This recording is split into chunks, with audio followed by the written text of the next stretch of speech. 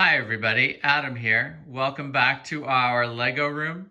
Lots of exciting things going on here, quite a few changes since our last update video. You will notice that we now have all wood supports for the elevated train track. Pretty happy with how that's come together. Requires fewer supports than the Lego supports that we were using before. And very sturdy, very happy with how that's running. So we'll look at that more in a moment. And we've also continued to build out the second tier of the Lego City. So we've got an elevated section at this end of the table as well as at the other end. And I've been doing some paper planning work to kind of draw out where we're going with the different sections of the city. So lots of cool stuff to see, so let's get right to it. So let's take a closer look at the elevated track. You'll remember that in our last video, all of the supports for the elevated track were made out of Lego, which was working fine, but was really going to require a prohibitive amount of Lego to make that happen. And I just felt like there were better uses for that Lego. So I started to investigate a wooden support structure for the track, and I'm really happy with how that's come together. The track is on a piece of plywood that is 1/4 inch thick and 4 inches across. Provides a real nice stable base for it to sit on.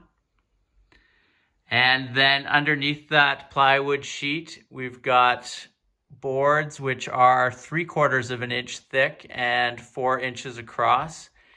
And the heights of those boards is variable depending on where it is in the track support system, based on the slope that we need at that point in the track.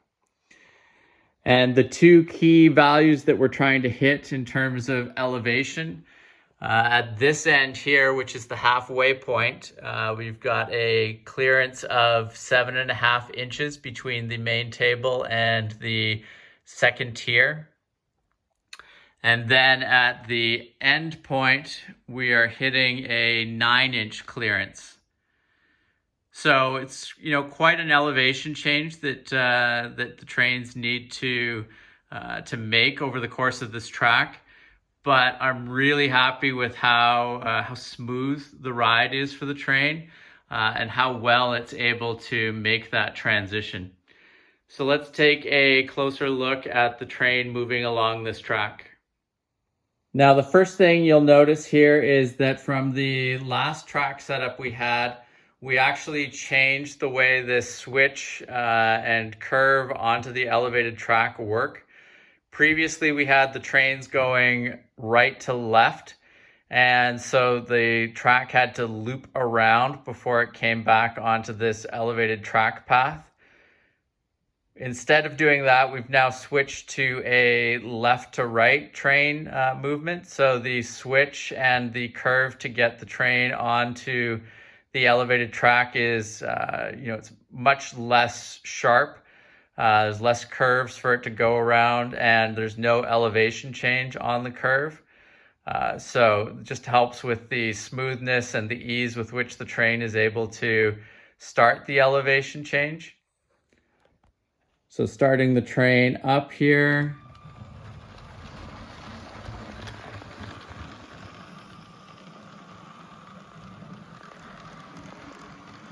You can see the train, while it does slow down to make the, as it goes up the slope, it is still really smooth how it's moving. It doesn't really have any slowdowns of note or any real struggles. And once it reaches the second tier of elevated track, things are pretty smooth at that point because it's not making a very large elevation change at that point. Now, at the end of the elevated track, right now, I've only got one section of the second tier here. So I've just got a loop of track on there.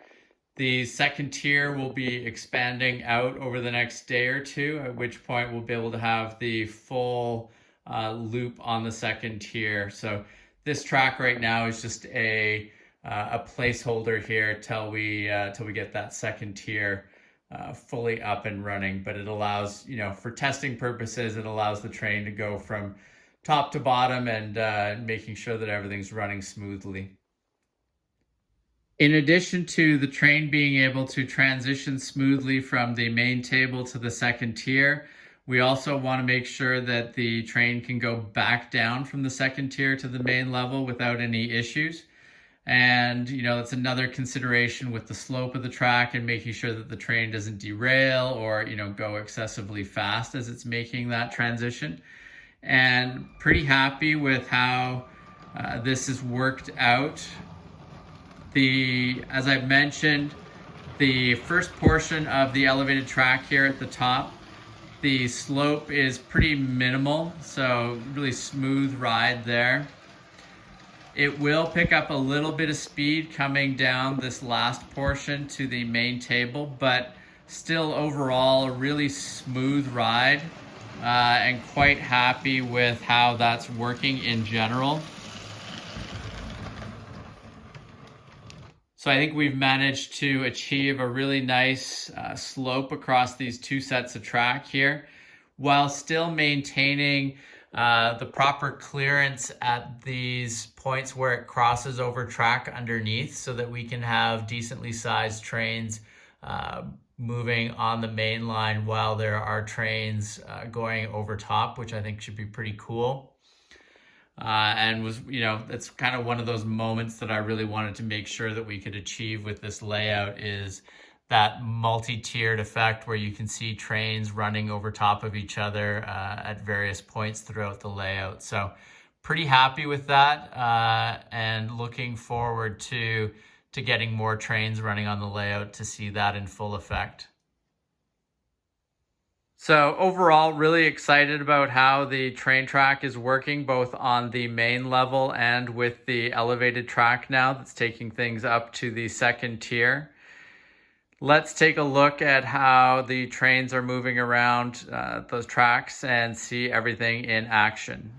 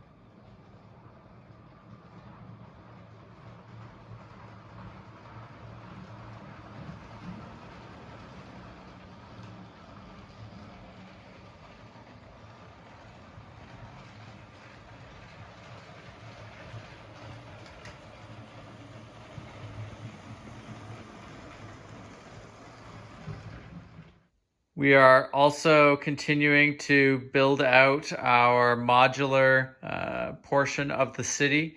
You'll notice that I pulled out the base plates that were in front of these modulars, and I'm going to aim for a two row deep version of the modular layout, just so that we can maximize the number of buildings that we're able to fit in this area.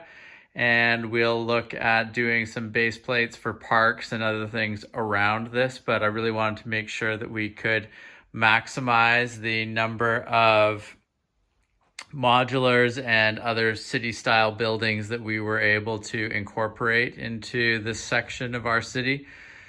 So happy with how that's going, but it's going to be a slow, ongoing project as we unpack and get these all fixed up and dusted and ready to go from the move here. So happy with the progress, but definitely going to be an area that kind of expands slowly over time. As I mentioned, the second tier of the Lego tables is still very much a work in progress, but we're hoping to build that out over the next couple of days.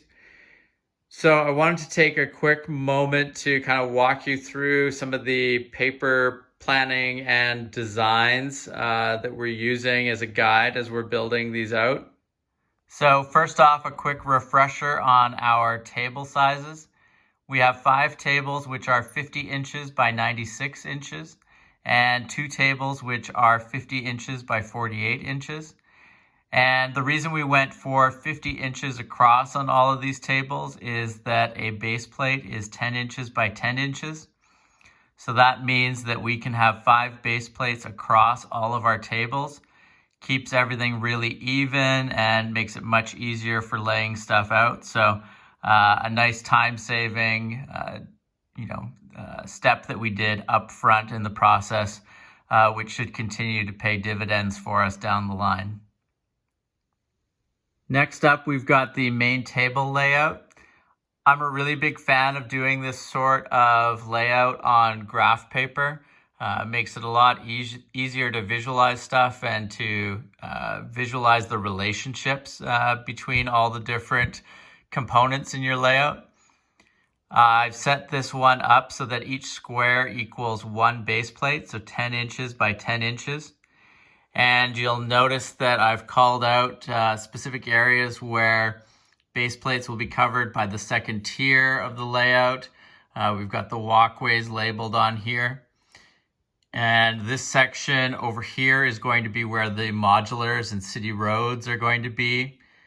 We've got a section over here where I think we might put a mine into the layout. We've got where the rail yard and industries may be set up in the layout. So it's fairly high level, but it starts to give me a way to visualize and see how everything can be laid out and, size-wise, how things work, and if there's any obvious high-level issues that might be coming down the road from the way things are set up. And on a similar note, I have a layout for the second tier of our Lego tables as well, showing specifically the areas that will be built out for the second tier. This area up here is the midpoint of our elevated track, and this is going to have possibly our wind farm and maybe some mountain area. And then down below here, looking to have a section for castles, a Ninjago area, and then an amusement park. And you'll notice the elevated train track comes up here and enters the second tier at this point, and then runs around the entire perimeter of the second tier before going back down. So, really just gives a high-level way to quickly sort of plot out where you want things to be. I will be doing some more refined versions of this to where specific modular buildings will be located, where specific sets are going to be, or where specific mocks will eventually be in the layout. But by doing this, you kind of head off any early issues that might arise that you might not see otherwise until you were very far along in the process. So that concludes our Lego room update. Lots of stuff happening in the room here. Hope you enjoyed seeing all the progress that we've been making. As always, if you have questions, comments, feedback, please make sure to share that in the comments below. Lots of updates to come in the upcoming days as we get the second tier built out. And we're also making some great progress on our sorting and storage system, as well as some cool things that we're doing to decorate the stairs leading down into our Lego room. So lots of stuff upcoming on the channel this week. So please make sure to subscribe to the channel if you have not already. And thank you very much for watching. We'll see you again soon. Take care. Bye.